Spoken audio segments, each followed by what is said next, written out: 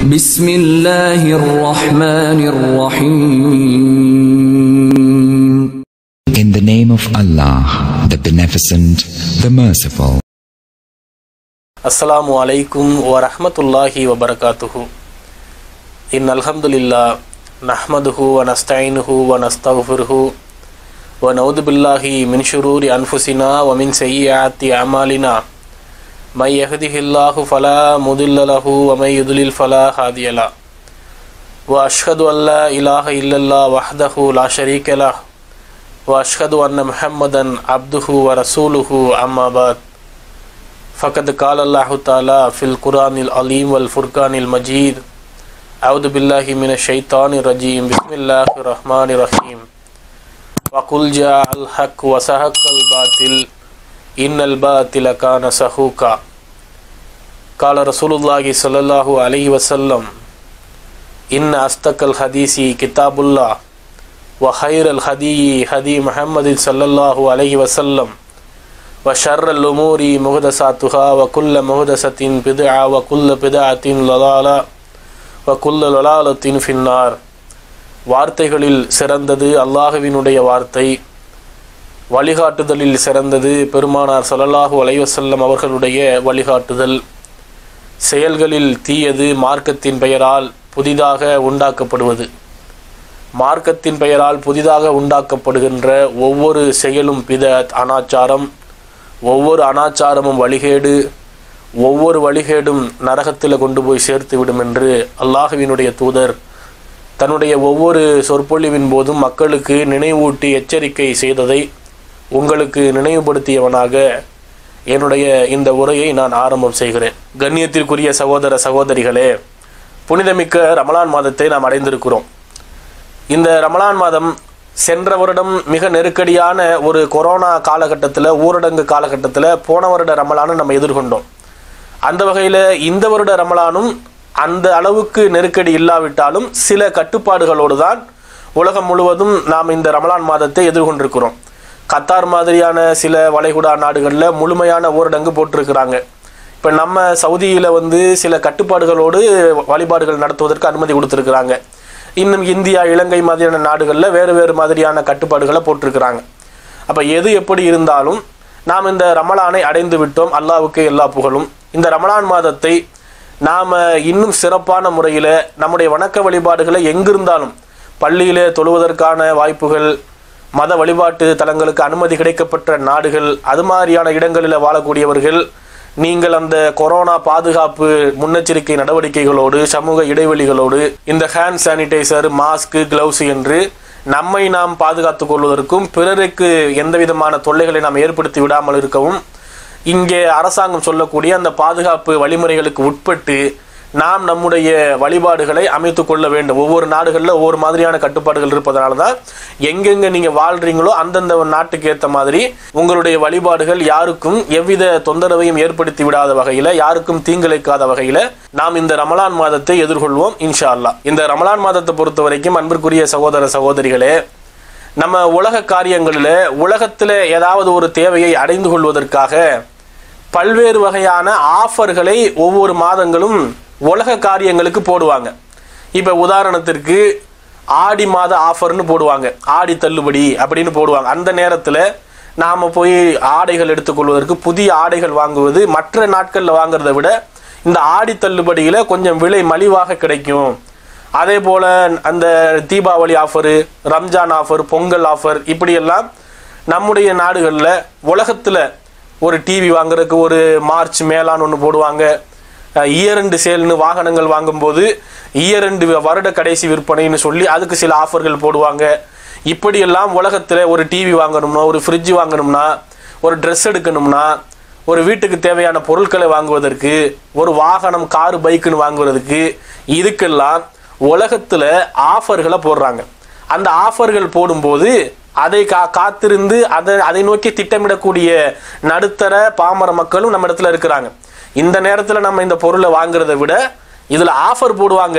Offer போடும்போது இதே பொருள் ஒரு 500 ரூபாய் கம்மியாக கிடைக்கும், ஒரு 1000 ரூபாய் கம்மியாக கிடைக்கும். அப்போ நம்ம அந்த ஆஃபர் போடுறப்ப ஒரு மாதம் பொறுத்து இருந்து ஆஃபர் போட்டுட்டு வாங்கிடுவோம் என்று இப்படி தங்களுடைய உலக ஆதாயங்களை அடைந்து கொள்வதற்கு உலகத்தில் ஒரு பொருளை வாங்கி வச்சுக்கிறதுக்கு அழியக்கூடிய துனியாவுடைய விஷயத்திற்கு ஆஃபர்கள் போடும்போது அதை யாரும் நம்ம தட்டி கழிக்க மாட்டோம். அந்த ஆஃபர் போடும்போது கரெக்டாக அந்த சலுகையை நம்ம பயன்படுத்திக்கிறணும். அந்த ஆஃபர் விட்டுறக்கூடாது.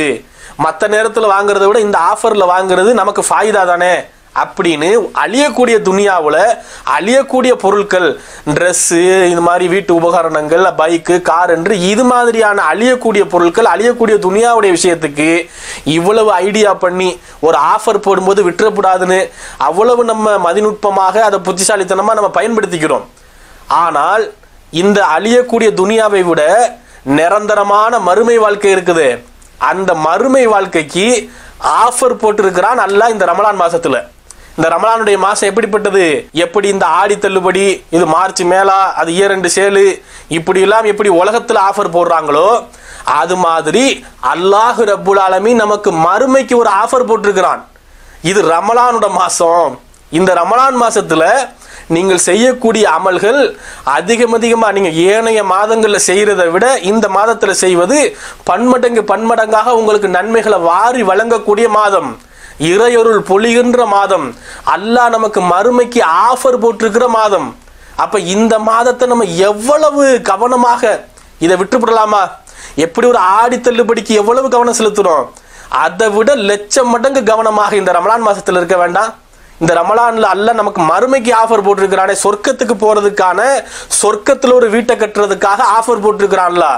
அப்ப இந்த ரமலான் மாசத்தை அதற்கேற்ற வகையில திட்டமிட்டு இந்த ரமலானை இன்னும் சிறந்த முறையில் பயன்படுத்தி நாம் இந்த ரமலானை கொண்டு சொர்க்கம் செல்லக்கூடியவர்களாக, சொர்க்கத்துக்கு போகிற வழியை இலகுவாக்கி கொண்ட மக்களாக வணக்க வழிபாடுகளையும் இபாதத்துகளையும் அதிகமாக செய்து அல்லாஹ் போட்டிருக்கிற ஆஃபரை விட்டுறவே கூடாது. இந்த ஆஃபரை அடிச்சு தூக்கிடணும். அப்ப அந்த அளவுக்கு நாம் இந்த ரமலானுடைய மாதத்தை மிகச்சிறந்த முறையில் பயன்படுத்த முதல்ல திட்டமிடுங்க. இந்த ரமலானை நீங்க சாதாரணமாக நினைத்து விடாதீர்கள்.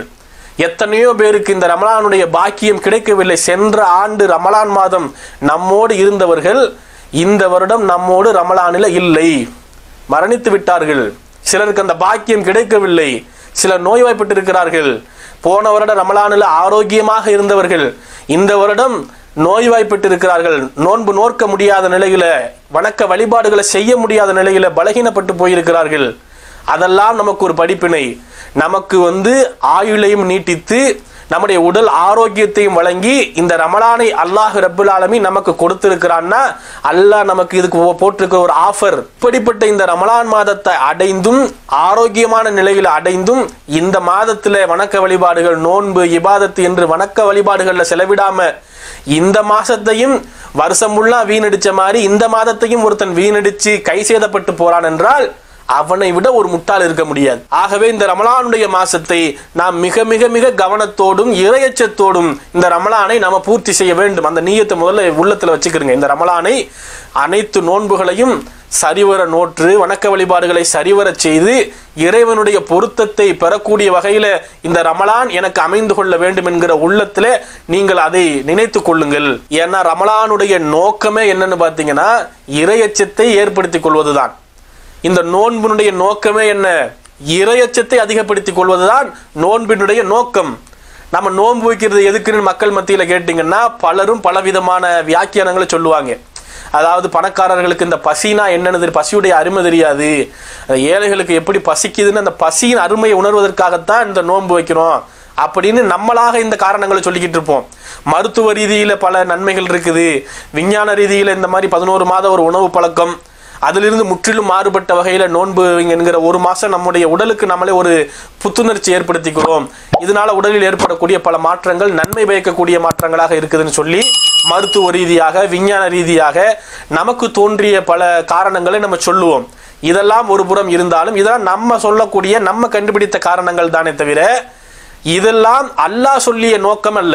அல்லாஹ் இந்த நோன்பை கடமையாக்கக்கூடிய நோக்கம் அல்லாஹ் குரான்ல சொல்லி காட்டுகிறான். நீங்க திருமறை குரான்ல படிச்சு பாத்தீங்கன்னா, யா அய்யுஹல்லதீன ஆமனு, ஈமான் கொண்டவர்களே, குத்திப அலைக்குமுஸ் சியாமு கமா குத்திப அலல்லதீன மின் கப்லிக்கும் லஅல்லக்கும் தத்தகூன், உங்களுக்கு முன் சென்றவர்களுக்கு மீது நோன்பு கடமையாக்கப்பட்டது போலவே உங்களுக்கும் நோன்பை கடமையாக்கி இருக்கிறேன். ஏன் தெரியுமா?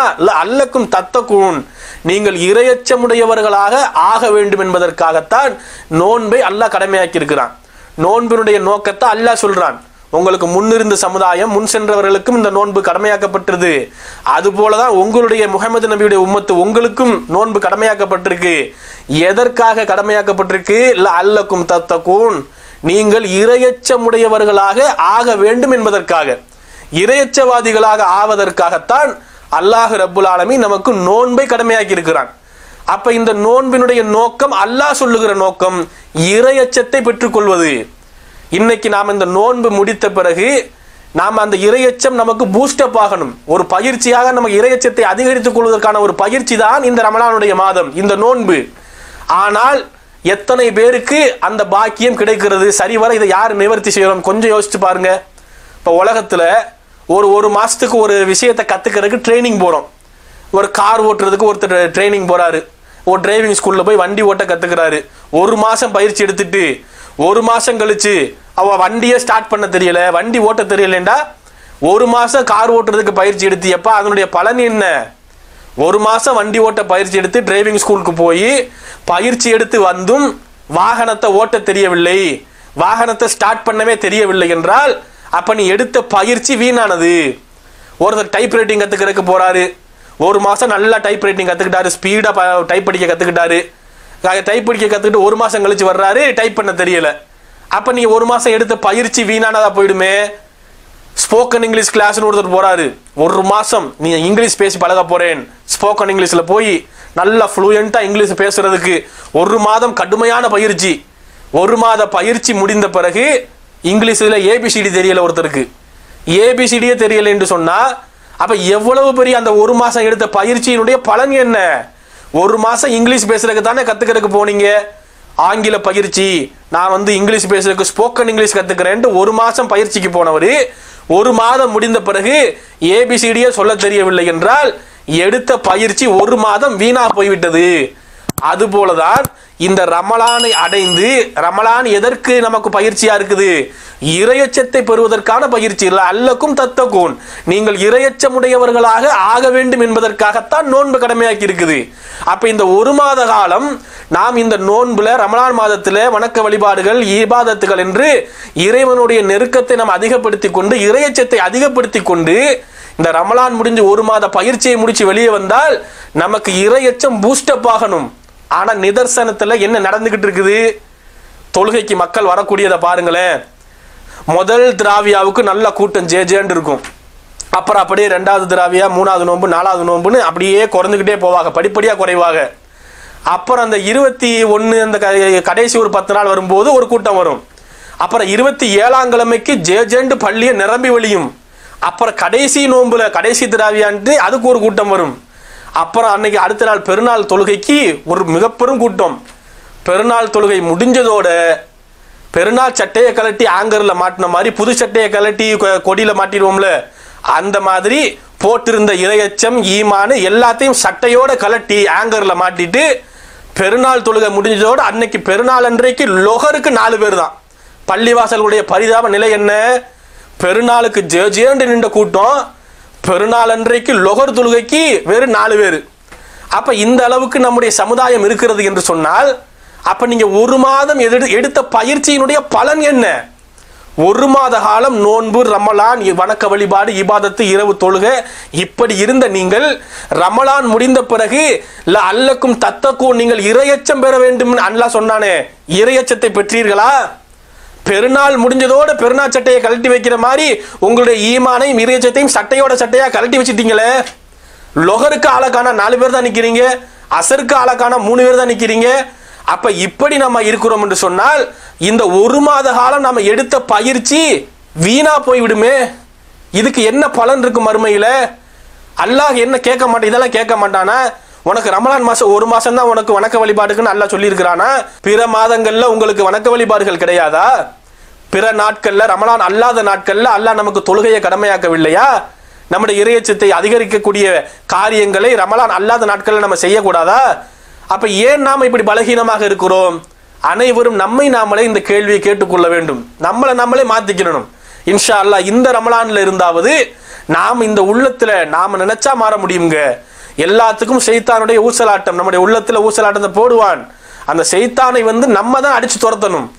நாமல் அதை மிகைச்சு நாம இனிமே சரியா இருப்போம், இவ்வளவு காலம் எப்படியோ தொலைஞ்சு போகட்டும், இனி வரக்கூடிய இந்த ரமலான்ல இருந்து நான் சரியான முறையில தொழக்கூடியவனாக, சரியான முறையில வணக்க வழிபாடுகள், அல்லாஹ்வினுடைய பொருத்தத்தை நாடி என்னுடைய அமல்கள் சின்னதோ பெருசோ எல்லாவற்றையும் நான் இறைவனுக்காக செய்வேன், இறையச்சமுடையவனாக இருப்பேன் என்கிற உறுதியை உள்ளத்துல நாம் எடுக்க வேண்டும். ஏனென்றால் யாருக்கு எப்ப மௌத்துன்னு யார் சொல்ல முடியும்? இந்த நொடி மரணிச்சா என்னன்னு யோசிச்சு பாருங்க. யாருக்கு எப்ப மௌத்து வரும்னு தெரியுமா? இந்த நொடி நீங்க மரணிச்சிட்டீங்க, நீங்க என்ன சேர்த்து வச்சிருக்கிறீங்க? உலகத்துல ஓடி ஓடி சொத்து பத்துக்களை சேர்த்து இருக்கிறீங்க. அதை எல்லாம் மறுமையில எடை போட்டு பார்ப்பானா? மீசான் தராசுல தூக்கி எத்தனை பங்களா கட்டுன, எத்தனை கார்பா வாங்கின, எவ்வளவு கோடி சொத்து வச்சிருந்த, எம்பிட்டு பேங்க் பேலன்ஸ் வச்சிருந்த, எல்லாத்தையும் இந்த தராசுல தூக்கி வைங்கன்னு மீசான் தராசுல அதை எடை போட்டு பார்த்து 15 பங்களா வச்சிருந்தாரு, 30 கார் வச்சிருக்கிறாரு, பெரும் கோடீஸ்வரன், போங்க சொர்க்கத்துக்குன்னு அனுப்புவானா? அல்ல. நீங்கள் செய்த அமல்கள், தொழுகை, வணக்க வழிபாடுகள், நல்ல அமல்கள், தான தர்மங்கள், இதுதான் அந்த மீசான் தராசில எடை போட்டு பார்க்கப்படும் சகோதரர்களே. அதுக்கு நாம என்ன சொத்து, மறுமைக்கு நீங்க என்ன சொத்தை சேர்த்திருக்கிறீங்க? கொஞ்சம் உங்களை நீங்களே ஒவ்வொருவரும் தம்மை தாமே பரிசோதனை பண்ணி பாருங்க. இந்த நொடி நம்ம மரணித்து விட்டால் நம்முடைய நிலைமை என்ன? எவ்வளவு நம்ம நல்ல அமல்களை செஞ்சிருக்கிறோம்? அதிகமா பாவத்தை செய்திருக்கிறோமா, அதிகமாக நன்மையை செய்திருக்கிறோமா? நாமளே கேள்வி கேளுங்க. உங்களுக்கு நீங்களே நீதிபதி, நீங்களே யோசிச்சு பாருங்க. அப்ப நம்முடைய நிலைமை எவ்வளவு பலகீனமா இருக்கிறது, எவ்வளவு பாவிகளாக நாம இருக்கிறோம்.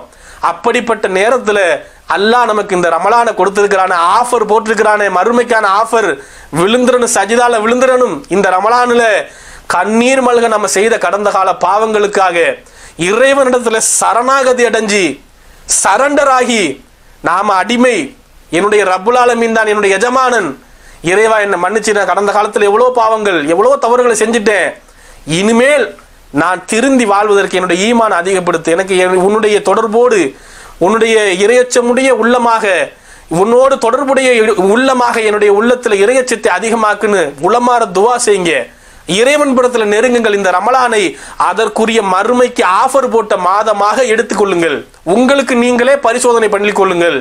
இதையும் நீங்கள் கவனத்தில் கொள்ள வேண்டும். இந்த ரமலானுடைய மாதம் சாதாரண மாதம் அல்ல சகோதரர்களே. அல்லாஹ் திருமறை குர்ஆன்ல சொல்லி காட்டுற ரமலானுடைய சிறப்புகளை தெரிந்து கொள்ளுங்கள். ஷஹ்ரு ரமலான் அல்லதி உன்சில ஃபீஹில் குர்ஆன். இந்த குர்ஆன் ரமலானுடைய மாதத்தில் தான் இறக்கி அருளப்பட்டிருக்கிறது. இந்த ரமலான் மாதம் என்பது குர்ஆன் இறக்கி அருளப்பட்ட மாதம். அதே மாதிரி அல்லாஹ்வினுடைய தூதரும் சொல்லுகிறார்கள். சஹீஹுல் புகாரியில வரக்கூடிய செய்திகள் 1898 99 ஹதீஸை பாருங்க. ரமலான் மாதம் எத்தகைய சிறப்பு வாய்ந்த மாதம் என்று பெருமானார் ஸல்லல்லாஹு அலைஹி வஸல்லம் சொல்றாங்க. இதா ஜா ரமலான் ஃபுத்திஹத் அபுவாபுல் ஜன்னா. ரமலானுடைய மாதம் வந்துவிட்டால் சொர்க்கத்துடைய வாசல்கள் திறக்கப்படுகிறது. இதா தஹல ஷஹ்ரு ரமலான். ரமலானுடைய மாதம் வந்துவிட்டால் ஃபுத்திஹத் அபுவாபு ஸமா. வானத்துடைய வாசல்கள் திறக்கப்படுகிறது. வ உல்லிகத் அபுவாபுல் ஜஹன்னம். நரகத்துடைய வாசல்கள் அடைக்கப்படுகிறது. வசுல்சிலத்து ஷயாத்தீன். ஷைத்தான்கள் விலங்கிடப்படுகிறார்கள், சிறைபிடிக்கப்படுகிறார்கள் என்று இப்படிப்பட்ட சிறப்பு வாய்ந்த மாதம். நாம் பிற மாதங்கள்ல செய்யக்கூடிய அமல்கள், சாதாரண இபாதத்துகள் இந்த மாதத்தில் செய்கிற போது இன்னும் ஒன்றுக்கு பன்மடங்காக நன்மைகளை வாரி வாரி வழங்கக்கூடிய மாதமாக இருக்கிறது. எப்பேற்பட்ட ஒரு தரஜா அந்த ரமலானுடைய மாதத்துக்கு இருக்கு தெரியுமா? ரசூலுல்லாஹ் சொல்லி காட்டுறாங்க. சஹீஹுல் புகாரில வரக்கூடிய செய்தி 1782. இந்த ரமலான் மாதத்துல நாம உம்ரா செய்வது ஹஜ்ஜுடைய நன்மைக்கு ஈடானதுங்கிறாங்க. அல்லாஹ்வுடைய தூதர் அப்படியே சொல்றாங்க. இன்ன உம்ரத்தன் ஃபீ ரமலான ஹஜ்ஜா. ரமலானில செய்கிற உம்ரா ஹஜ்ஜை போன்றதுங்கிறாங்க. ஹஜ்ஜுடைய நன்மைக்கு ஈடானது. நாம் ரமலான் மாசத்துல உம்ரா செய்வதன் மூலம் அந்த உம்ராவுக்கு ஹஜ்ஜுடைய நன்மை கிடைக்கிறது. ஹஜ் மாதிரி அல்லாஹ் எடுத்துக்கிடுவான். இப்படி பிற மாதங்கள்ல நாம் செய்யக்கூடிய வணக்க வழிபாடுகள், இபாதத்துகள், சாதாரண சின்ன அமல்கள்ல இருந்து பெரிய அமல்கள் வரைக்கும் எல்லாவற்றும் இந்த ரமலான் மாதத்திலே ஒன்றுக்கு பன்மடங்காக நன்மைகளை வாரி வாரி வழங்கக்கூடிய மாதமாக இந்த ரமலான் மாதம் இருக்கிறது. அன்புக்குரிய சகோதரர்களே, இப்படிப்பட்ட இந்த ரமலான் மாசத்துல கூட நம்முடைய சமுதாயம் அல்லாஹ் ரசூல் காட்டி தந்த அடிப்படையில் இந்த ரமலானை பயன்படுத்தி வணக்க வழிபாடுகளை அமைச்சு கொண்டு சொர்க்கத்துக்கு போறதுக்கான வழியை இலகுவாக்குதான்னு பார்த்தா இந்த ரமலான் மாதத்தில் கூட அல்லாஹ் ரசூல் காட்டித்தராத பல புதுமைகளை, அனாச்சாரங்களை, பிதயத்துகளை செய்து இந்த ரமலானை பாழாக்கி நம்முடைய வணக்க வழிபாடுகளையும் வீணடித்து நஷ்டவாளிகளாக போகக்கூடிய நிலைக்கு எத்தனை மக்கள் இன்னைக்கு அறியாமையில் இருக்கிறாங்க. கொஞ்சம் சிந்திச்சு பாருங்க சகோதரர்களே. நாம செய்யக்கூடிய இந்த வணக்க வழிபாடுகள், அமல்கள், இபாதத்துகள் அனைத்துக்கும் அல்லாவும் அவனுடைய தூதரும் நமக்கு வழிகாட்டி இருக்கிறாங்களா? அது அடிப்படையில் நம்முடைய இபாதத்து இருந்தால்தான் அது இறைவன் புறத்தில் ஏற்றுக்கொள்ளப்படும். அல்லாஹ் ரசூல் காட்டித்தராம நம்ம இஷ்டத்துக்கு ஒன்றை செய்தால் அதை அல்லாஹ் எப்படி ஏற்றுக்கொள்ள, அதுக்கு இன்னும் கோபப்படுவான். அல்லாஹ் ரசூல் காட்டித்தராத, ரசூல்லா வழிகாட்டாத பல வணக்க வழிபாடுகளை நீங்களா உருவாக்கிக்கிட்டு நீங்களா செய்தீர்கள் என்றால் அது நிராகரிக்கப்படும். அது புதுமை, பிதயத், அது நரகத்தில் கொண்டு போய் சேர்த்து விடும். ஆகவே அன்புக்குரிய சகோதரர்களே, கொஞ்சமாவது நாம சொல்லக்கூடிய விஷயங்களை கொஞ்சம் செவி கொடுத்து கேளுங்கள்.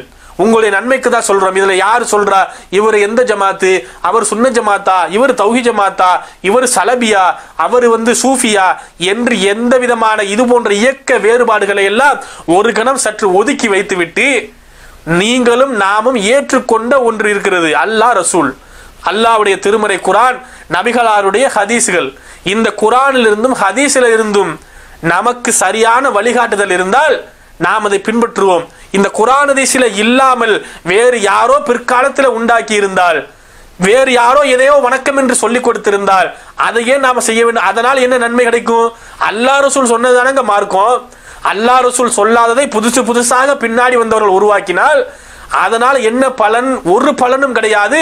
அதை விட பாரதூரமாக நரகத்தில் கொண்டு போய் சேர்க்கும் பிதயத்துகளை, தீமைகளை செய்த காரணத்தினால் பிதயத் என்கிற அடிப்படையில் நரகத்தில் கொண்டு போய் தள்ளிவிடும். சகோதரர்களே, கொஞ்சம் கவனமாக நம்ம இருக்க வேண்டும்.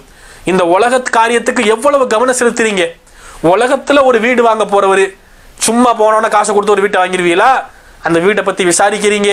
அந்த பத்திரம் யார்கிட்ட இருக்குது, அதுல எது வில்லங்கம் இருக்குதா, சரியான இடம் தானா, பார்ட்டி சரியானவர் தானா, ஏமாத்துக்காரரா, மோசடிக்காரரா, 10 பேர்ட்ட விசாரிச்சு 4 பேர்ட்ட விசாரிச்சு அங்க போய் அரசாங்க அலுவலகங்களில் போய் செக் பண்ணி ரிஜிஸ்டர் ஆபீஸ்ல போய் கெஜெட் எடுத்து பார்த்து எல்லாத்தையும் ஒப்பிட்டு ஆய்வு செய்து ஒரு வீடு அற்பமான அழியக்கூடிய துனியாவில் ஒரு வீடு வாங்குறதுக்கு, ஒரு இடத்தை வாங்குறதுக்கு, ஒரு பைக் வாங்குறதுக்கு, ஒரு கார் வாங்குறதுக்கு 1008 ஆலோசனைகள், 1008 ஆய்வுகளை செய்யக்கூடிய மனிதன் மார்க்கம் என்று வந்துட்டால் இதை ஓதுப்பா, இதை செய்யப்பா, இப்படி தொழுப்பா, இப்படி வணங்குப்பா என்று ஒருத்தர் சொல்லிட்டால் இது அல்லாஹ் சொன்னானா, ரசூல்லா சொல்லி இருக்கிறாங்களா, நம்ம சரியாத்தான் செய்யறோமா, இந்த அமல்கள் சரியான பிரதிபலன் நமக்கு மறுமையில வாங்கி தருமா, இது அல்லாஹ் ரசூலுக்கு காட்டி தந்த வழிமுறைக்கு உட்பட்டதா என்று ஆய்வு செய்வதே கிடையாது.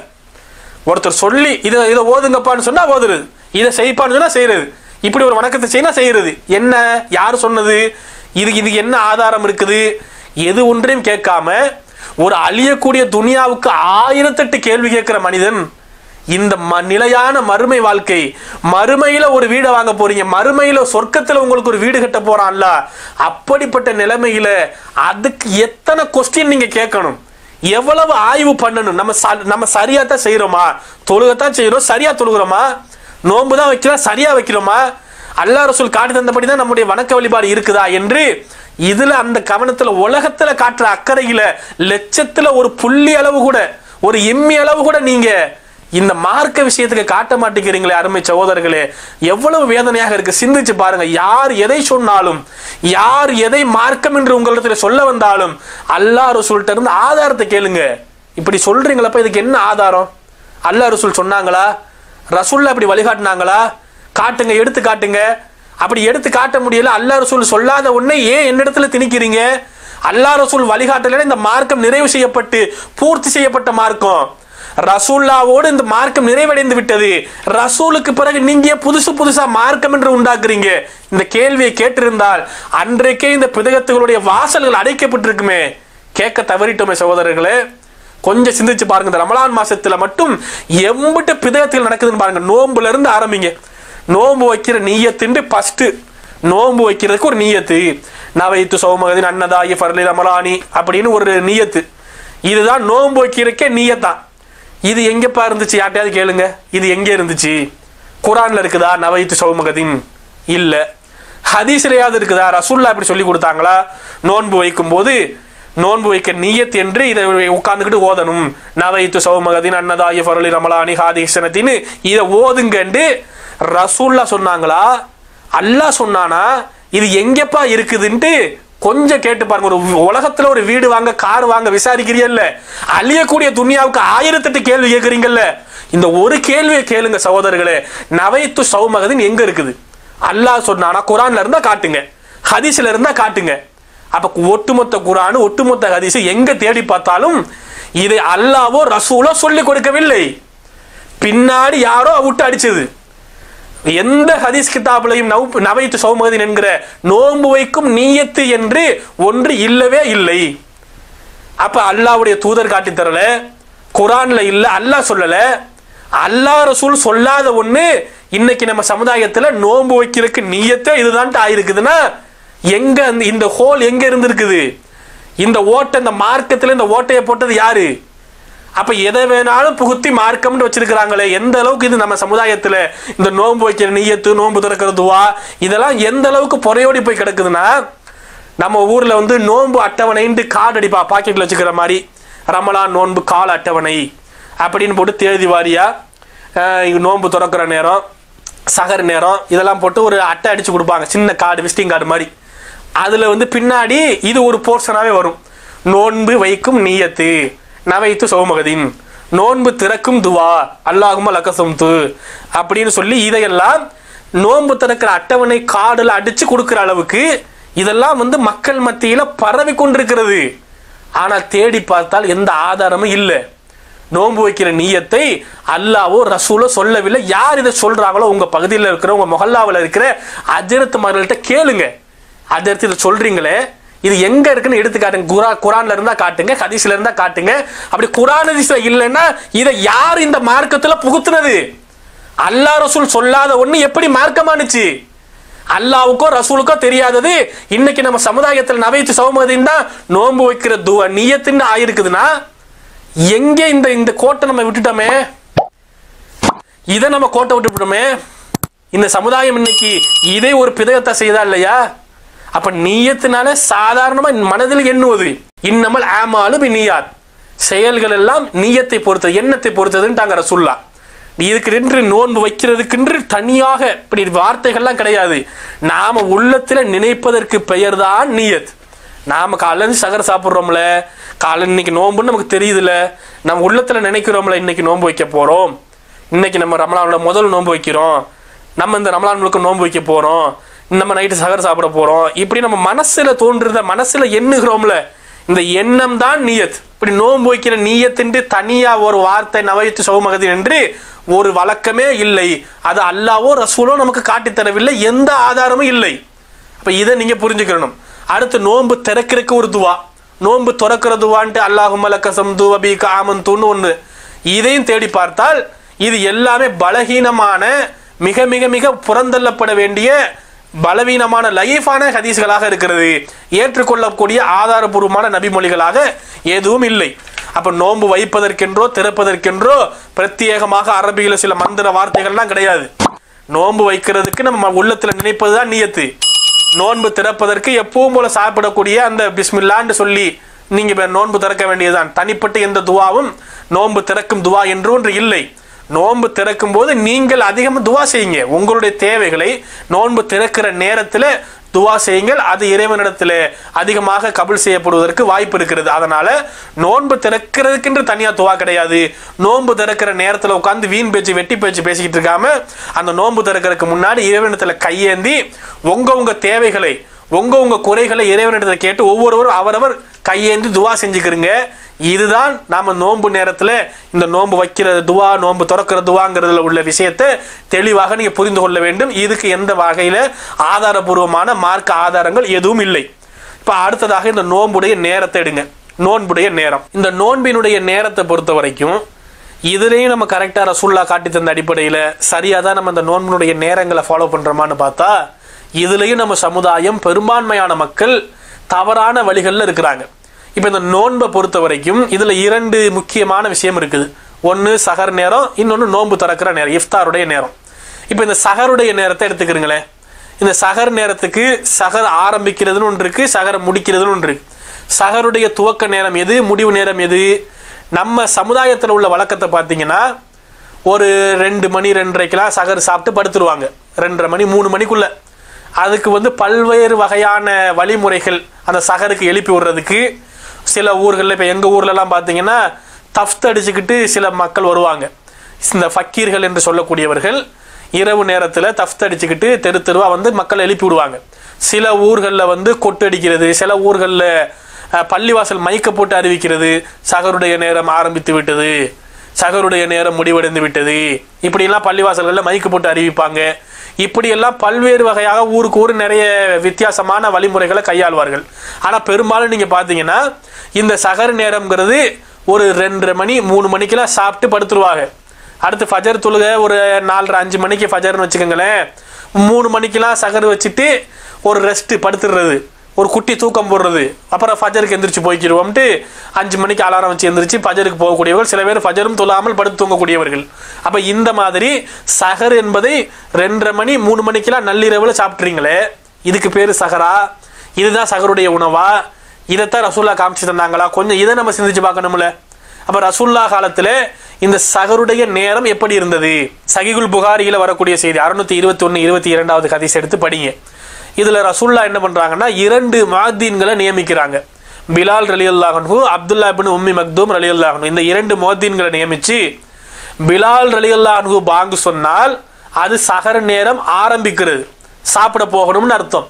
அது வரைக்கும் உறக்கத்தில் இருப்பவர்கள், தொழுது கொண்டிருப்பவர்கள், வேறு வேறு பணிகளில் இருக்கக்கூடியவர்கள் அதெல்லாம் நிறைவு செய்துவிட்டு சஹர் சாப்பிட ரெடி ஆயிடுங்க, சஹர் நேரம் ஆரம்பிக்கிறது. பிலால் பாங்கு சொன்னால் சஹர் நேரம் ஆரம்பிக்கிறது. அடுத்து அப்துல்லா இப்னு உம்மி மக்தூம் பாங்கு சொன்னாங்கன்னா இவங்களுடைய பாங்கு ஃபஜருக்கான பாங்கு, ஃபஜர் தொழுகைக்கான பாங்கு. அப்போ சஹர் முடிஞ்சிருது. அப்போ சஹருடைய நேரம்ங்கிறது பிலால் ரலியல்லாஹு அன்ஹு, அப்துல்லா இப்னு உம்மி மக்தூம் ரலியல்லாஹு அன்ஹு 2 பேரும் பாங்கு சொல்வதற்கு இடைப்பட்ட நேரம். இந்த அப்துல்லா இப்னு உம்மி மக்தூம் ரலியல்லாஹு அன்ஹு எப்போ பாங்கு சொல்லுவாங்க? ஃபஜருடைய பாங்கு சொல்லுவாங்க. ஃபஜர் தொழுகைக்கான பாங்கு சொல்லப்பட்டுட்டால் சஹர் வைக்கக்கூடாது, சஹர் முடிஞ்சிருது. இப்போ ஃபஜர் வரைக்கும் சஹருடைய நேரம் இருக்கிறது. இதை நீங்கள் திருமறை குரான்லேயே பார்க்கலாம். 2வது சூரா 187 அல் பக்ராவுடைய 187 வசனத்தில் அல்லாஹ் சொல்கிறான், வ குலு வஷ்ரபு, நீங்கள் உண்ணுங்கள் பருகுங்கள், ஹத்தா யத்தபய்யன லகுமுல் ஹைத்துல் அபியது மீனல் ஹைத்தில் அஸ்வதி மீனல் ஃபஜ்ரி. இந்த மாதிரி இந்த கருப்பு கயிறும் வெள்ளை கயிறும் தெளிவாகும் வரை, ஃபஜர் வரை உண்ணுங்கள் பருகுங்கள். இதை ஒரு ஓமை நயத்தோடு அல்லாஹ் வந்து ஒரு கவிதை நயத்தோடு இதை சொல்றான். அதாவது இந்த கருப்பு கயிறு என்பது இரவு, இந்த வெள்ளை கயிறு என்பது பகல். இந்த இரவும் பகலும் தெளிவாகிற வரைக்கும், கருப்பு கயிறுல இருந்து வெள்ளை கயிறு தெளிவாகிற வரை, ஃபஜர் வரை, வார்த்தை மினல் ஃபஜ்ரி, ஃபஜருடைய நேரம் வரை நீங்க என்ன பண்ணணும்? உண்ணுங்கள் பருகுங்கள். குலு வஷ்ரபு அல்லாஹ் குரான்ல சொல்லிட்டான். குரானுடைய ஆயத்து இது. அப்ப நோன்பினுடைய நேரம் என்ன? சஹருடைய நேரம்ங்கிறது எது வரைக்கும் இருக்கு? ஃபஜருடைய பாங்கு சொல்ற வரைக்கும் உண்ணலாம் பருகலாம்னு அல்லாஹ் சொல்லிட்டான். ஆனா நம்ம சமுதாயம் என்ன பண்ணுது? 2:30 மணி 3 மணிக்கு சாப்பிட்டு படுத்துறது. ஃபஜர் பாங்கு 4:30 மணின்னு வச்சுக்கிறீங்க. 4:30 மணினா 4:30 மணி வரைக்கும் ஃபஜருக்கு பாங்கு சொல்லும் வரை உண்ணுங்கள் பருகுங்கள்னு ரப்புல் ஆலமீன் சொல்லி இருக்கிறான். திருமறை குரானுடைய ஆயத்து. அது வரைக்கும் சஹரோட நேரம் இருக்குது. ஆனா நம்ம சமுதாயம் என்ன பண்ணுது? நள்ளிரவு 2:30-3 மணிக்கெல்லாம் சாப்பிட்டு முடிச்சு படுத்துருவாங்க. சஹர் வச்சாச்சான். சாப்பிட்டு முடிச்சுட்டு அந்த பிதகத்தான எந்த குரான் ஹதீஸ்லயும் இல்லாத நான் வைத்து சௌமகதின் அன்னதாயின்னு அந்த நீயத்தை ஓதிவிட்டு படுத்துருவாங்க. இதுக்கு பேர் நோம்புன்னு நினைக்கிறீங்கன்னா இது வழிகேடு இல்லையா சகோதரர்களே? அல்லாஹ்வும் ரசூலை காட்டி தரல. அல்லாஹ் ரசூல் காட்டி தந்த வழிமுறை வேற மாதிரி இருக்குது, நம்ம செய்து கொண்டிருக்கிற நடைமுறை வேற மாதிரி இருக்குது. இதை சிந்திக்கணும்ல. இதை யார் சொல்றா? அந்த ஜமாத் சொல்றானா, இந்த ஜமாத் சொல்றானா, அவன் சொல்றானா, இவன் சொல்றானா, அதெல்லாம் அல்லாஹ் சொல்லி இருக்கிறானே, குரான்ல இருக்குது. நீங்க செய்யக்கூடியதுக்கு குரான்ல இருந்து ஹதீஸ்ல இருந்து காட்டுங்க பார்ப்போம். அப்ப 2:30 மணி 3 மணிக்கெல்லாம் சாப்பிட்டு படுத்துடலாம்ங்கிறதுக்கு ஆதாரம் இருக்கா? கிடையாது. அப்ப சஹருடைய நேரத்துக்கு ரசூல்லா காட்டின ஹதீஸுடைய வழிமுறை என்ன? புகாரில் 621-22 முன்னாடி சொன்ன ஹதீஸ். 2 முஅத்தின்களை நியமிச்சு பிலால் ரலியல்லாஹு அன்ஹு பாங்கு சொன்னால் சஹர் நேரம் துவங்குகிறது. அப்துல்லா இப்னு உம்மி மக்தூம் ரலியல்லாஹு அன்ஹு பாங்கு சொல்லிட்டாங்கன்னா சஹர் நேரம் முடிஞ்சிருச்சு, ஃபஜருடைய பாங்கு. அப்ப ஃபஜருக்கு பாங்கு சொல்ற வரைக்கும் உண்ணலாம் பருகலாம் சாப்பிடலாம் என்பது அல்லாவும் குரான்ல சொல்றான், ரசூல்லாவும் அதை வந்து ட்ரைனிங் பண்ணிட்டு இருக்கிறாங்க. அப்ப இந்த இருவருக்கும் இடையேயான பாங்கு, இந்த 2 பேர் பாங்கு சொல்றாங்கல்ல, பிலால் ரலியல்லாஹு அன்ஹு, அப்துல்லா இப்னு உம்மி மக்தூம், இந்த இருவரும் பாங்கு சொல்வதற்கான இடைவெளி எவ்வளவு? அதுவும் சஹீஹுல் புகாரில வருது. 1921வது செய்தி. அந்த 2 பாங்குக்கும் இடையே உள்ள இடைவெளி என்னன்னா 50 குர்ஆன் வசனங்கள் ஓதும் அளவுக்கு இடைவெளி இருக்கும். பிலால் பாங்கு சொல்வதற்கும் அப்துல்லா இப்னு உம்மி மக்தூம் பாங்கு சொல்வதற்கும் இடைப்பட்ட இடைவெளி 50 திருமறை வசனங்கள். அப்ப 50 வசனங்களை குர்ஆன்ல இருந்து நம்ம ஓதுவதற்கு எவ்வளவு நேரம் பிடிக்கும்? நல்ல நீட்டி நிமிர்த்தி நீளமாக இழுத்து ஓதுனால் கூட குர்ஆனுடைய வசனங்கள் 50 வசனங்களை ஓதுவதற்கு ஒரு 20 நிமிஷம் 1/4 மணி நேரம் தான் ஆகும். நல்ல நீட்டி நிதானமா நிறுத்தி நல்ல ராகமா போட்டு ஓதுனாலும் குர்ஆன்ல 50 வசனத்தை ஓதி முடிக்கிறதுக்கு பெரும்பெரு வசனத்தை எடுத்து ஓதுனாலும் கூட நீங்க 50 வசனத்தை ஓதி முடிச்சீங்கன்னா ஒரு 1/4 மணி நேரம், 15 to 20 நிமிடம், அதிகபட்சம் 20 நிமிடம் வைங்க, 20 நிமிடம் தான் ஆகும். அப்ப இந்த இடைவெளி தான் அந்த சஹருடைய நேரம் என்பதை இந்த ஹதீஸ்கள் ஆதாரபூர்வமாக பதிவு செய்யப்பட்டிருக்கிறது. இன்னும் சில ரிவாயத்துகளை பார்த்தீங்கன்னா இவர் பாங்கு சொல்லிட்டு இறங்குவாரு, இவர் பாங்கு சொல்ல ஏறுவாரு அப்படின்னு ஒரு உவமையா, இவர் வாரதுக்கும் இவர் போறதுக்கும் கரெக்டா இருக்கும், இவர் பாங்கு சொல்ல வாரதுக்கும் இவர் மறுபடியும் அப்துல்லா இப்னு உம்மி மக்தூம் ஃபஜ்ர் பாங்கு சொல்ல போறதுக்கும் சரியா இருக்கும்னு சொல்லி இப்படி குறுகிய நேரம் தான் இந்த சஹருடைய நேரம். இந்த நேரத்துல சாப்பிட்றதுக்கு பேர் தான் சஹரு. இந்த நேரத்துல நம்ம கேட்கக்கூடிய துவா தான் சஹர் நேரத்துல கேட்கிற துவா. இந்த நேரம் தான் சஹருடைய நேரம். ஆனா நம்ம சமுதாயத்துல பாத்தீங்கன்னா இந்த சஹர் நேரம் ஆரம்பிப்பதற்கு முன்னாடியே, உதாரணத்துக்கு இப்ப 4:30 மணிக்கு ஃபஜர் பாங்குனா 4:30க்கு ஃபஜருடைய பாங்கு, அந்த சஹர் நேரம்ங்கிறது 20 நிமிஷம் முன்னாடி 4:10. உதாரணத்துக்கு சொல்றேன், 4:10 இருந்து 4:30 மணி வரைக்கும் இருக்கக்கூடிய இந்த 20 நிமிடம் தான், அந்த இடைப்பட்ட இடைவெளி தான் ஃபஜருடைய பாங்குக்கான இடைவெளி. ஆனா நம்ம சமுதாயத்தில் என்ன நடக்குது? 2:30 மணி 3 மணிக்கெல்லாம் மோதினார் மைக்க தட்டி அறிவிச்சிருவாரு, சஹருடைய நேரம் முடிவடைந்து விட்டதால் நியத்து வைத்துக் கொள்ளுங்கள், எல்லாரும் படுத்துருங்க, முடிஞ்சு போச்சா? 3 மணிக்கே படுத்துருவாங்க. சஹர் நேரம் முடிஞ்சிருச்சுன்னு அறிவிப்பு செஞ்சிடுறது. சஹர் நேரம் எப்பதான் ஆரம்பிக்குது? 4:10க்கு தான் ஆரம்பிக்குது. 4:30 மணிக்கு ஃபஜர் பாங்குன்னா 4:10க்கு தாங்க சஹரே ஆரம்பிக்குது. அந்த சஹருடைய பாக்கியமே கிடைக்காமல் சமுதாயத்தை வழிகேட்டுல போட்டது யார்? இது யாருடைய தவறு? இதை கேட்க மாட்டீங்களா? உலகத்துல 1008 கேள்வி கேட்பீங்கல்ல. ஒரு கார் வாங்கணும், பைக் வாங்கணும்னா ஒரு மொபைல் போன் 10,000 ரூபாய்க்கு மொபைல் போன் வாங்குறதுக்கு 10,000 வீடியோ பார்ப்பார் ஒருத்தர், யூடியூப்ல ரிவ்யூ பார்ப்பார். இது என்ன, இந்த போன் நல்லா இருக்குமா, அந்த போன் நல்லா இருக்குமா, அதை வாங்கலாமா, அதுல என்ன, அது ஹீட் ஆகுமா, ஹேங் ஆகுமா? ஒரு மொபைல் போன் வாங்குறதுக்கு 1000 கேள்வி கேட்கக்கூடிய சகோதரர்களே, இது மறுமையுடைய விஷயம். அல்லாஹ்வுடைய பரக்கத்தை பெற்று தருகிற, நோன்பை நிர்மாணிக்கின்ற சஹருடைய நேரம். இது குறித்து சிந்திக்கவே மாட்டீங்களா? கேள்வி கேட்க மாட்டீங்களா? ஹதீஸ் எடுத்து பார்க்க மாட்டீங்களா? 1க்கு 4 பேர் என்ன சொல்றாங்க, இதுக்கு என்ன ஆதாரம், இது சரியா தான் இருக்குதா, சிந்திக்க மாட்டீங்களா? உலகத்துல காட்டுற அக்கறையில லட்சத்துல இம்மில ஒரு பங்கு மார்க்க விஷயத்துக்கு ஆய்வு பண்ண மாட்டீங்களா? 2 கேள்வி கேட்க மாட்டீங்களா? அப்ப யாருடைய பலகீனம்? யார் நம்ம தலையில யாரு வேணாலும் மிளகா அரைக்கலாம்னு தலையை கொடுத்தீங்கன்னா அஜரத்து மிளகா அரைப்பாரு, மோதினார் மிளகா அரைப்பாரு. இப்படி நம்முடைய மார்க்கத்துல வணக்க வழிபாடுகளையே அழிச்சு நாசமாக்கி விடுவார்கள். அப்ப நீ இதுல கவனமாக இருக்க வேண்டும். அப்ப இந்த சஹருடைய நேரம் எவ்வளவு சிறப்பு வாய்ந்தது அல்லாஹ்வுடைய தூதர் சொல்றாங்க. சஹீஹுல் புகாரி 1923 தஸ்ஸஹரு, ரசூலுல்லாஹ் சொல்றாங்க, தஸ்ஸஹரு, நீங்கள் சஹர் செய்யுங்கள், ஃபஇன்ன ஃபீ சுஹூரி பரக்காத், அந்த சஹர்ல, அந்த சஹர் உணவுல பரக்கத் இருக்குதப்பா, அதுல ஒரு மறைமுக அருள் வளம் அல்லாஹ்வுடைய பரக்கத் இருக்கிறது, சஹர் செய்யுங்க அப்படிங்கிறாங்க. அப்ப இந்த சஹருடைய நேரம் அல்லாஹ்வினுடைய பரக்கத் நிறைந்த நேரம். அது மட்டுமல்ல, அல்லாஹ் திருமறை குர்ஆன்ல சொல்றான், 59வது சூரா 15 இருந்து 18 வரைக்கும் படிங்க, வசனங்களை படிச்சு பார்த்தீங்கன்னா சொர்க்கவாசிகளுடைய தன்மைகளை பத்தி அல்லாஹ் சொல்றான். இவர்கள் சொர்க்க சோலைகளில் இருப்பார்கள், இவங்க சொர்க்கவாசிகள், இவங்களுடைய தன்மைகள் எப்படிப்பட்டதுன்னு சொல்லும் போது, கானு கலீலம் மினல் லைலி மா யஹ்ஜூன், இவர்கள் இரவில் குறைவான நேரமே உறங்கியவர்கள், வபில் அஸ்ஹாரிஹும் யஸ்தக்ஃபிரூன், வபில் அஸ்ஹாரிஹும், சஹருடைய நேரத்திலே இஸ்திஃபார் தேடியவர்கள், பாவ மன்னிப்பு தேடியவர்கள். சொர்க்கவாசிகளுடைய குணாதிசயம் எப்படி இருக்கும்னா, இரவுல குறைவாக உறங்குனாங்க, அவங்க சஹருடைய நேரத்தில், அந்த பின்னிரவில் கடைசி நேரத்தில் பாவ மன்னிப்பு தேடுனாங்க அல்லாட்ட. அப்ப இந்த சஹரோட நேரத்துல பாவ மன்னிப்பு தேடுறவரு சொர்க்கத்தில் இருக்கிறாருன்ட்டு அல்லாஹ் கேரண்டி கொடுக்கிறான். அப்ப இப்படிப்பட்ட இந்த சஹருடைய நேரம் எந்த நேரம்? 2:30 மணிக்கே படுத்துங்கிறீங்களே அதுவா? அது அல்ல சகோதரர்களே. விடிய கால அந்த ஃபஜருக்கு பாங்கு சொல்றதுக்கு கொஞ்சம் முன்னாடி ஒரு 50 குர்ஆன் வசனம் ஓதுற அளவுக்கான குறுகிய நேரம். அப்ப அந்த நேரத்துல தான் சஹருடைய நேரம். அந்த நேரத்துல சாப்பிட்றதுக்கு பேர் தான் சஹர் சாப்பாடு. அந்த நேரத்துல நீங்க கேட்கிற துவா தான் சஹர் நேரத்துல கேட்கிற துவா. அந்த நேரத்துல நீங்க அல்லாஹ்ட்ட பாவ மன்னிப்பு கேட்டீங்கன்னா அல்லாஹ் உங்க பாவத்தை மன்னிப்பா, சொர்க்கத்துக்கு அனுப்புவான். இந்த பாக்கியங்கள் எல்லாம் அந்த சஹருடைய நேரத்தில் கிடைக்கும். 2 மணி 2:30 மணிக்கெல்லாம் படுத்து தூங்கிடுறீங்களே, சாப்பிட்டு முடிச்சுட்டு சஹர் சாப்பிட்டாச்சுன்னு படுத்து தூங்கிடுறீங்களே, இது சஹர் கிடையாது. இது நீங்க சும்மா ஒரு 2 மணிக்கு ஒரு சாப்பிட்டு இருக்கிறீங்க, அவ்வளவுதான். சஹருடைய நேரத்துல சாப்பிடறதுக்கு பேர் தான் சஹர். சஹருடைய நேரத்துல கேட்கிற துவாக்கள், சஹருடைய நேரத்துல கேட்கிற பாவ மன்னிப்பு தான் அந்த நேரத்துல கேட்கறதாக ஏற்றுக்கொள்ளப்படும். அப்ப இதை நீங்க தெளிவாக புரிந்து கொள்ள வேண்டும். 2 மணி 2:30க்கு உங்களுடைய வசதிக்கு நீங்க சாப்பிட்றீங்கன்னா, சில பேருக்கு விடிய காலையில எப்படிங்க அப்படி ஒரு 3:30 மணி விடிய கால ஃபஜருடைய நேரம், கொஞ்ச நேரத்துல தொழுக போகணுமே, அப்போ உட்காந்து எப்படி சாப்பிட்றது, எனக்கு சாப்பிட்டு போட்டு குனிய முடியாது நிமிர முடியாதுன்னா சில பேருக்கு நடைமுறை சிக்கல்லாம் இருக்கும். நம்ம என்ன சொல்றோம், நீங்க சஹரு சாப்பாடுங்கிறது அந்த நேரத்துல ஏதாவது சாப்பிட்டுக்கிறீங்க. அதுக்கு முன்னாடி நீங்க இப்ப வளமையா நோம்பு நேரத்துல 2-2:30க்கு சாப்பிட்றீங்க, நைட்டு 3 மணிக்கு ஒருத்தர் சாப்பிடக்கூடியதா இருப்பாரா, இல்ல உங்களுக்கு எப்ப பசிக்குதோ அப்ப சாப்பிட்டுக்கிறீங்க.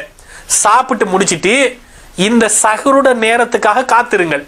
இந்த சஹரு நேரத்துல அதிகமா அல்லாஹ்ட்ட துவா செய்யுங்க. இந்த பின்னிரவு ஃபஜர் பாங்குக்கு சொல்லக்கூடிய நேரத்துக்கு கொஞ்சம் முன்னாடி இருக்குல்ல, 50 வசனம் ஓதக்கூடிய அந்த குறுகிய இடைவெளி ஒரு 15 நிமிஷம் 20 நிமிஷம், அந்த சஹருடைய நேரத்துல அதிகமா பாவ மன்னிப்பு தேடுங்க, அதிகமா தௌபா செய்யுங்க, அதிகமா அல்லாஹ்ட்ட கையேந்தி கேளுங்க. இந்த பின்னிரவை பயன்படுத்திக்கிறீங்க. அந்த நேரத்துல ஃபுல் சாப்பாடு ஃபுல் மீல்ஸ் சாப்பிட முடியாட்டி கூட அந்த நேரத்துல அந்த சஹருடைய நேரத்துல ஒரு 2-3 பேரிச்சம்பழமாக சாப்பிட்டுக்கிறீங்க, ஒரு வாழைப்பழம், ஒரு சின்ன ஸ்நாக்ஸ், ஏதாவது பழங்கள், கொஞ்சம் தண்ணி குடிச்சுக்கிட்டு அந்த நேரத்துல கொஞ்சமாவது தொண்டையை நினைச்சுக்கிறீங்க. ஏன்னா அது சஹரோட நேரம். அதுக்கு முன்னாடியே சஹர் முடியாது. நீங்க சாப்பிட்றது ஒரு இரவு நேரத்துல உங்க பசிக்கு ஏற்ப உங்கள் வசதிக்கு ஏற்ப ஒரு சாப்பாடு நீங்க சாப்பிடுங்க. 2:30 1:30 1:45 2 எப்போ வேணாலும் சாப்பிட்டுருங்க. சாப்பிட்ட பிறகு இந்த ஃபஜருட பாங்கு உங்க பகுதியில் எத்தனை மணிக்குன்னு பார்த்துக்கோங்க. உதாரணத்துக்கு 4:30 மணி அப்படின்னு எடுத்துக்கிட்டீங்கன்னா ஒரு 4:15 இருந்து 4:30க்குள்ள, ஒரு 4:10 இருந்து 4:30க்குள்ள அந்த 15 நிமிஷம் 20 நிமிஷம் கேப்ல ஏதாவது ஒன்று, ஒரு வாழைப்பழத்தையோ ஒரு 2-3 பேரிச்சம்பழத்தையோ ஏதோ ஒரு ஃப்ரூட்ஸ் ஸ்நாக்ஸ், கொஞ்சம் தண்ணி, ஒரு ஜூஸ் போட்டு குடிச்சுக்கிட்டு இப்படி அந்த சஹர் நேரத்தில் உண்ணுங்கள் பருகுங்கள். அல்லாஹ் சொல்லக்கூடிய விஷயம். குர்ஆன் ஆயத்து குலு வஷ்ரபுங்கிறான், மினல் ஃபஜ்ரிங்கிறான். ஃபஜ்ருடைய நேரம் வரைக்கும் உண்ணு பருகுன்ட்டான், அல்லாஹ் அனுமதி கொடுத்துட்டான். ரசூலுல்லாஹ்வுடைய வழிமுறை இப்படிதான் இருந்துச்சு. ஃபஜருக்கு பாங்கு சொல்றதுக்கு அதுக்கு முன்னாடி பிலாலுடைய பாங்கு, இது 2க்கு இடைப்பட்ட நேரம் தான் சஹரோட நேரம். இது 2க்கும் இடையே உள்ள இடைவெளி 50 வசனம் ஓதுற அளவு. இவ்வளவு குறுகிய நேரம் தான் சஹருடைய நேரம். அந்த நேரத்துல எதையாவது கொஞ்சமாவது ஒரு பேரிச்சம்பழத்தையாவது சாப்பிட்டுக்கிறீங்க. அதுலதான் பரக்கத்து இருக்குது. தஸ்ஸஹரு இன்ன ஃபீ சுஹூரி பரக்காத்துனாங்களே ரசூலுல்லாஹ். அந்த சஹர் செய்யுங்க, அந்த சஹர்ல பரக்கத்து இருக்குன்னு. அந்த பரக்கத்தே இல்லாமல் 2 மணிக்கு 3 மணிக்கெல்லாம் படுத்து தூங்கிட்டீங்கன்னா அந்த சஹருங்கிற கேட்டகரிக்குள்ளேயே அது வராது. இந்த நெருக்கடியா சாப்பிட்றீங்கல்ல, அதுக்கு பேர் தான் சஹருடைய உணவு, அதுதான் சஹருடைய நேரம். இதுக்கு ஆதாரபூர்வமான குர்ஆன் ஹதீஸ்ல இருந்து நம்ம எடுத்து சொல்லி இருக்கிறோம். இது மாற்று விளக்கம் இருக்கக்கூடியவங்க கேளுங்க, நீங்க அவங்கள்ட்ட ஆதாரம் கேளுங்க. 2-2:30க்கெல்லாம் படுத்துறீங்களே, சஹரோட நேரம் முடிஞ்சிருச்சுங்கிறீங்களே, இதுக்கெல்லாம் எங்க இருக்கு ஹதீஸ் ஆதாரம் இருக்கா? குர்ஆன் ஆயத்தை காமிச்சிருக்கிறோம். நம்ம குர்ஆனை மிஞ்சியா உங்களுக்கு ஒரு ஆதாரம் வேண்டும்? அல்லாஹ்வுடைய கட்டளை மிஞ்சி வேற எதுவும் உங்களுக்கு வேண்டுமா? அப்ப இவ்வளவு தெளிவாக இருந்தும் இந்த அல்லாஹ்வுடைய ரசூலுடைய வழிமுறைகளை புறந்தள்ளிவிட்டு தங்கள் இஷ்டத்துக்கு ஊருக்கேற்ற மாதிரி ஒவ்வொரு நாட்டுக்கு ஏற்ற மாதிரி பழக்க வழக்கங்களை ஏற்படுத்தி கொண்டு சஹர் நேரம் 3:30 முடிஞ்சிருச்சு, 2:30 முடிஞ்சிருச்சு, 1:45 முடிஞ்சிருச்சுன்னு இருந்தீங்கன்னா அது உங்களுடைய அறியாமை. நீங்கள் சஹரே செய்யவில்லை. வாழ்நாள் நீங்க இம்புட்டு காலம் நோன்பு வச்சாலும் சஹருங்கிற கேட்டகரியில நீங்க வரவே இல்லை. சஹருடைய நேரத்தில் நீங்க சாப்பிடவே இல்லைன்னு ஆயிரும். ஆகவே அருமைக்குரிய சகோதரர்களே, நீங்கள் முழு சாப்பாடு எப்ப வேணாலும் ஃபுல் சாப்பாடு சாப்பிட்டுக்கிறீங்க. ஆனால் அந்த சஹர் நேரத்தில் கொஞ்சமாவது ஒரு ஜூஸோ தண்ணியோ குடிச்சாவது அந்த நேரத்தில் உள்ள பரக்கத்தை அடைந்து கொள்ளுங்கள். அந்த நேரத்தில் அதிகம் துவா செய்யுங்கள். அந்த நேரத்தில் அதிகம் பாவ மன்னிப்பு தௌபா செய்யுங்க. அந்த சஹர் நேரத்தை விட்டுவிடாதீங்க என்பதை நாம் இங்கே ஒரு விஷயமாக நல்ல உபதேசமாக உங்களுக்கு சொல்லிக் கொள்கிறோம். அடுத்ததாக இந்த நோன்பு திறக்கிற நேரம், இந்த நோன்பு வைக்கிற நேரத்திலேயே எவ்வளவு குழப்படி, சஹர் நேரத்திலேயே எவ்வளவு குழப்படின்னு நீங்க பார்த்தீங்க. அதே மாதிரி தான் நோன்பு திறக்கிற நேரத்திலையும் பேணுதல் அப்படிங்கிற அடிப்படையில் இதில் 1008 குழப்பம்.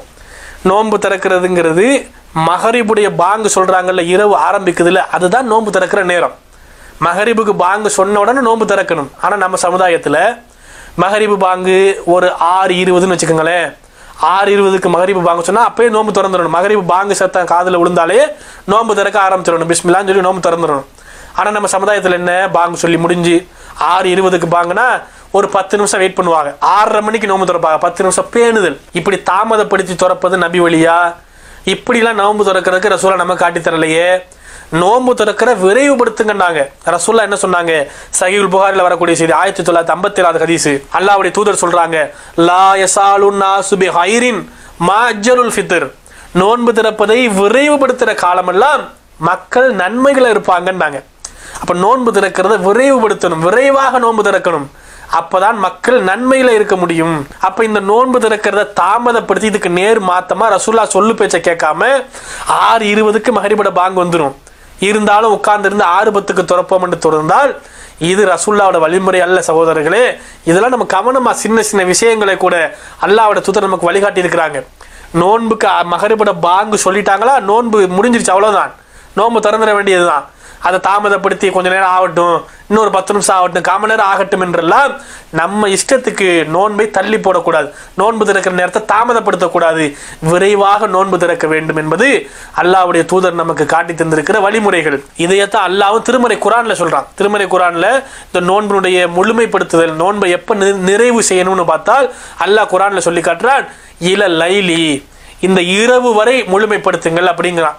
இரவுங்கிறது என்ன, இஸ்லாமிய அடிப்படையில் இரவுன்னா மகரிபுட பாங்கு, மகரிபுக்கு பாங்கு, மகரிபு தான் இரவு, சூரியன் மறைந்து விட்டால் இரவு. அப்ப அந்த இரவு வரை, சூரியன் மறையும் வரை, மகரிபுக்கு பாங்கு சொல்லும் வரை நாம நோன்பை முழுமைப்படுத்த வேண்டும். அப்ப மகரிபுடைய பாங்கு சொல்லிட்டாலே, நமக்கு பாங்கு சவுண்டு காதுல விழுந்துட்டாலே பிஸ்மில்லான்னு நம்ம என்ன பண்ணலாம், நோன்பு திறந்துடலாம். நோன்பு திறக்கிறதுக்கு என்று பிரத்யேகமாக எந்த விதமான துவாக்களும் இல்லை. அல்லாஹும்ம லக்க ஸம்தலாம் மிக மிக பலவீனமான ஹதீஸ்களை இமாம்களால் புறந்தள்ளப்பட்ட பலவீனமான செய்திகள், ஆதாரபூர்வமாக எந்த நபிமொழியும் இல்லை. நோன்பு வைக்கிறதுக்கு திறக்கிறதுக்கெல்லாம் எந்த விதமான தனிப்பட்ட அரபு வாக்கிய அமைப்புகள், மந்திர வார்த்தைகள்லாம் எதுவும் கிடையாது. நோன்பு வைக்கிறதுக்கு மனசுல நினைச்சுக்கிறீங்க, நோன்பு திறக்கிற போது பிஸ்மில்லான்னு சொல்லி நோன்பு திறந்துருங்க. இந்த சஹருடைய நேரத்துல கவனமா இருந்துக்கிறங்க. அந்த சஹருடைய நேரம் அல்லாஹ்வுடைய பரக்கத்தை பெற்று தருகிற நேரம். அந்த நேரத்துல கொஞ்சமாவது ஒரு பேரிச்சம்பளுக்காக கொஞ்சம் தண்ணியாவது குடிச்சுக்கிட்டு அந்த சஹருடைய பரக்கத்தை அடைஞ்சுக்கிறீங்க.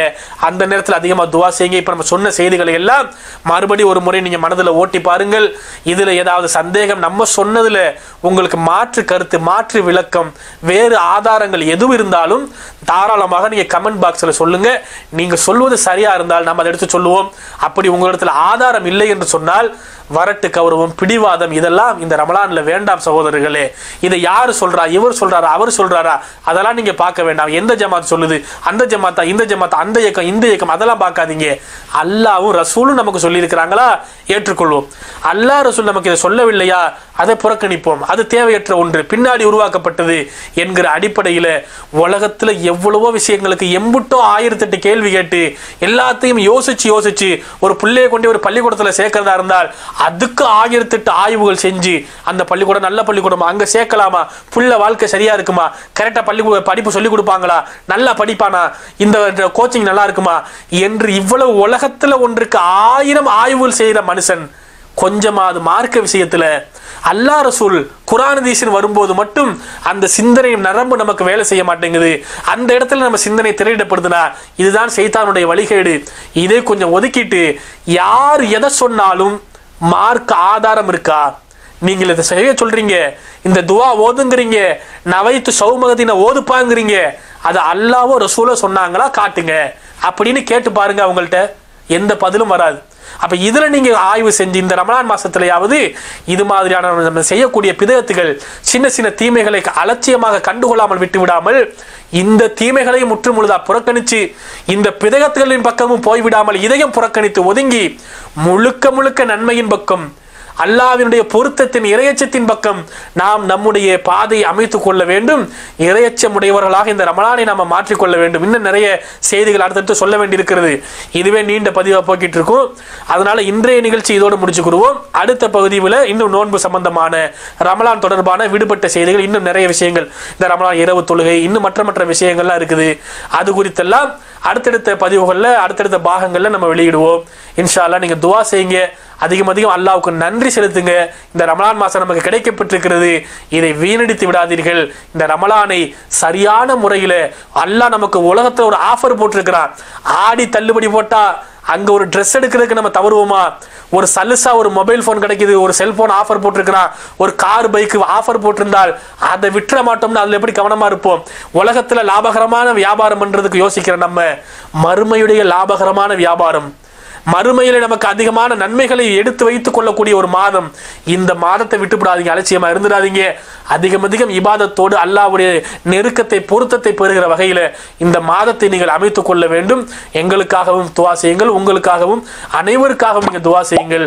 வல்ல ரஹ்மான் நம் அனைவரையும் பொருந்திக் கொள்வானாக. வாஹிருதவான அல்ஹம்துலில்லாஹி ரப்பில் ஆலமீன். அஸ்ஸலாமு அலைக்கும் வ ரஹ்மத்துல்லாஹி வ பரகாத்துஹு. அஸ்ஸலாமு அலைக்கும் வ ரஹ்மத்துல்லாஹி வ பரகாத்துஹு. எல்லாம் அல்ல அல்லாஹ்வின் நல்லடியார்களே, அல்லாஹுடைய இடம் அனாதையாக்கப்படலாமா? படலாமா? ஐவேளை தொழக்கூடிய இடம் அம்போ என்று விடப்படலாமா? விடப்படலாமா? தேவகோட்டைக்கு அருகாமையில் உள்ள ராமேஸ்வரத்திற்கும் திருச்சிக்காகவும் போடப்பட்ட ஒரு தேசிய நெடுஞ்சாலைக்கு அருகாமையில் உள்ள கண்ணங்கோட்டை என்ற கிராமத்தைச் சேர்ந்த அந்த பள்ளிவாசலை சென்று யாராவது பார்த்தோமா? பார்க்கவில்லை. பார்த்தாலும் கண்டுகொள்ளாமல் சென்று விட்டோம். அந்த பள்ளியோ முறையாக பயன்படுத்தப்படவில்லை, பாலடைந்து கிடக்கிறது. ஆங்காங்கே ஓட்டைகள் ஏற்பட்டு ஒழுது கழிவறைகள் இல்லாமல் சிதலடைந்து கிடக்கிறது. அந்த பள்ளியை புனர் நிர்மாணம் செய்வதற்கு நம்மால் என்ற உதவிகளை அங்கு செய்ய வேண்டும். ஏனென்று சொன்னால் இது அல்லாஹுடைய ஆலயம். அன்னல் மசாஜிதனில்லா, பள்ளிவாசல்கள் அல்லாஹ்வுக்கு சொந்தமானது. ஒரு முறை நீங்கள் இந்த பள்ளிவாசலுக்கு உதவினீர்கள் என்று சொன்னால் நீங்கள் உயிரோடு இருக்கும் காலம் எல்லாம் எத்தனை நபர்கள் அதிலே ஒளி செய்கிறார்களோ, அங்கே பாதங்களை எடுத்து வைக்கிறார்களோ, பள்ளிவாசலில் தொழுகிறார்களோ, துவா செய்கிறார்களோ, அனைத்து நன்மையும் நாம் உயிரோடு இருக்கும் போதும் வரும், நாம் மரணித்த பிறகும் வரும். அது 500 1000 லட்சமோ நம்மால் இயன்ற அளவு இந்த பள்ளிக்கு உதவ வேண்டும். அல்லாஹ்வுடைய அருளால் தேவகோட்டையில் இருந்து நமது இஸ்லாமிய சொந்தங்கள் விரைந்து அந்த பள்ளியை சீர் செய்வதற்கான உண்டான பணிகளை செய்து கொண்டிருக்கிறார்கள். தற்போதைக்கும் ஜும்மா நடந்து கொண்டிருக்கிறது. சில நேரங்களில் நாம் அந்த சாலை வழியாக செல்லக்கூடிய சூழல் ஏற்படும். அன்றைக்கு வெள்ளிக்கிழமை என்ற சூழல் கூட ஏற்படும். அந்த சமயத்திலே நாம் தொழக்கூடிய சூழல் கண்டிப்பாக உருவாகும். அந்த தேசிய நெடுஞ்சாலையில் வேறு பள்ளி இல்லை, இந்த ஒரு பள்ளி தான் இருக்கிறது. ஆகையால் அன்பான இஸ்லாமிய சொந்தங்களே, நீங்கள் அல்லாஹ்வுடைய இல்லத்திற்காக நீங்கள் வாரி வழங்குங்கள். நீங்கள் உங்கள் பொருளாதாரத்தை அனுப்ப வேண்டிய முகவரி த ட்ரஸ்டி பள்ளிவாசல், Indian bank, Devakottai branch, SB account number 6926961616, IFSC code ID IB 000 D012. அஸ்ஸலாமு அலைக்கும் வரஹ்மத்துல்லாஹி வபரகாத்துஹு. وَقُلْ جَاءَ الْحَقُّ وَزَهَقَ الْبَاطِلُ إِنَّ الْبَاطِلَ كَانَ زَهُوقًا. மேலும் பிரகடனம் செய்வீராக, சத்தியம் வந்துவிட்டது, அசத்தியம் அழிந்து விட்டது, சின்னமாக அசத்தியம் அழியக்கூடியதே.